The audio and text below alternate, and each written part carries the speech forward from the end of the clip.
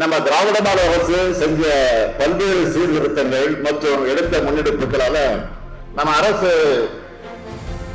பொறுப்பேற்ற மே 2021 இருந்து டிசம்பர் 2024 வரைக்கும் 10,26,734 பேருக்கு வீட்டுமனை பட்டாக்கள் கொடுத்தோம். ஆனா இது போதாது, இன்னும் நிறைய பேருக்கு வீட்டுமனை பட்டா கிடைக்கணும்னு பட்டா வழங்குவதில் இருக்கக்கூடிய நடைமுறை சிக்கல்களுக்கு தீர்வு காண்பதற்காக நம்முடைய வருவாய்த்துறை அமைச்சருடைய தலைமையில ஒரு உயர்நிலை குழு அமைச்சு 5 மாசத்துக்குள்ள 5 லட்சம் பேருக்கு வீட்டுமனை பட்டா வழங்கணும்னு ஒரு இலக்கு நிர்ணயிச்சோம். இதனால 5 மாசத்துல எத்தனை பேருக்கு பட்டா கிடைச்சிருக்கு தெரியுமா? 7,27,606 பேருக்கு பட்டா கிடைச்சிருக்கு. இதுவும் போதுன்னு சென்னை மற்றும் சுற்றுப்புறங்களையும்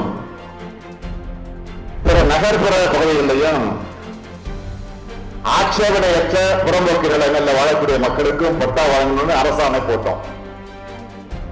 அதுல 79,448 தகுதியான பயனாளிகளை கண்டறியப்பட்டு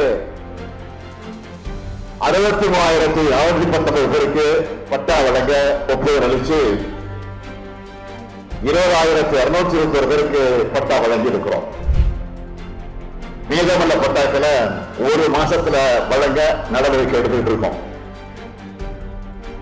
இப்படி 2021 இருந்து இப்ப வரைக்கும் வழங்கப்பட்டிருக்கக்கூடிய மொத்த பட்டாக்குடைய எண்ணிக்கையோடு தெரியுமா? 17,74,561 பேருக்கு பட்டா வழங்கியிருக்கோம். அதாவது பல லட்சம் குடும்பங்களுடைய கனவை நிறைவேற்றிருக்கோம். இதுல இந்த செங்கல்பட்டு மாவட்டத்தில் மட்டும் 41,858 பேருக்கு பட்டா வழங்கியிருக்கிறோம்.